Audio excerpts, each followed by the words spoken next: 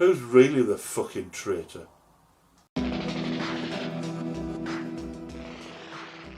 Not so very long ago, I and people like me were branded traitors, liars, enemies of Britain. Gutter-press tabloids and the hard of understanding alike accused us of being anti-democratic collaborators with a foreign state bent on destroying British sovereignty. We were the cooks who enabled the Trojan horse-style invasion by radical Islam, who were inviting gangs of marauding East Europeans who wanted nothing more than to rape our daughters whilst we looked on helplessly. People who'd never had a political thought in their lives, who'd never even considered the reality of European membership until 2016, suddenly became experts because they'd seen a couple of fucking headlines. They'd not read the actual articles, mind, but they'd seen some headlines in the Daily Fail, so all of a sudden, the bloody experts. If only they'd read something about the Dunning-Kruger effect, we'd all be a lot better off now. But they hadn't. And so they kept on deluding themselves about our alleged treachery, and all because we wanted to uphold electoral law, because we wanted to provide genuine facts to our fellow Brits, instead of the fake slurs peddled by the likes of Boris Johnson, Jacob Rees-Mogg, Nigel Farage and Michael Gove. All because we wanted to protect our nation from the catastrophe that's now upon us. But we failed. You won. Get over it. Stop fucking complaining about the mess you created. If you're a Brexiteer, or even worse, even more ridiculous, a working class Tory, then you did this. It's all on you. But funnily enough, no longer do the newspapers call us traitors because nobody would believe them. No longer am I hesitant to go in certain pubs for fear of being assaulted by drunken Brexiteers. They're all decidedly sheepish these days. No longer do people talk about sunlit uplands.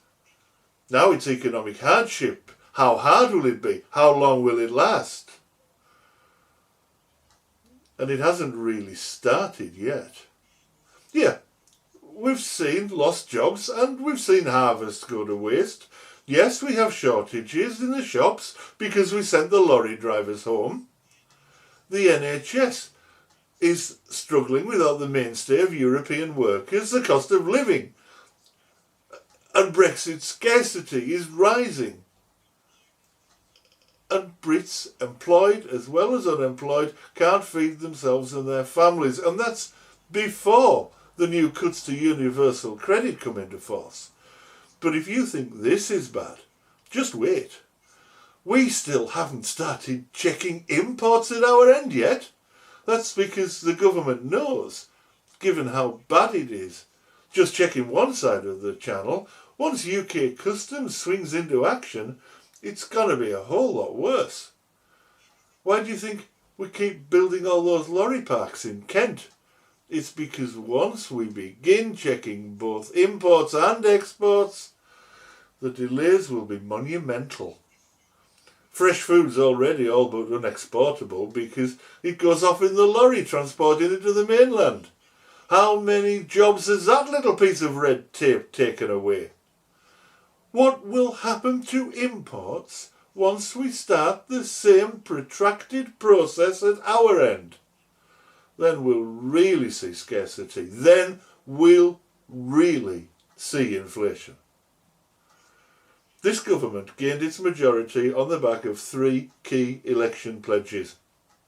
One was to get Brexit done. Well, even if that were a good thing, obviously I don't think it is, it's nowhere near done and won't be for many years.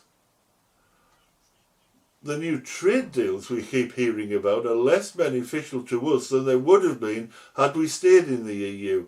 And the not new deals, they're just temporary rollovers from existing EU agreements, which of course keep us bound to EU regulations. Only now we have no say in how those regulations are created. Second pledge was that there'd be no tax rises for those at the bottom of the tree, part of the levelling up agenda.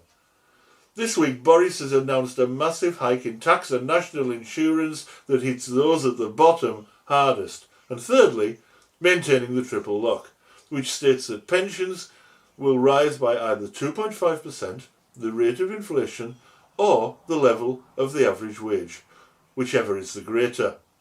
For the next few years, Brexit economic hardship means that pensions will rise far above the average wage as it matches inflation.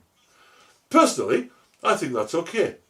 Today's pensioners were promised from the cradle to the grave, and having paid their share all their working lives, they have no time to save for the future. As a nation, we should honour that social contract, that pact the nation made with those people all those years ago. But Boris is considering changing the triple lock to remove those protections. Protections we owe the people who worked so hard to rebuild this nation after the First and Second World Wars. I began this video by reminding you that so many of us were vilified as traitors. But when we see the results of Brexit and the extreme right conservative government policies, results we were trying to avoid, let me ask you, who's really the fucking traitor?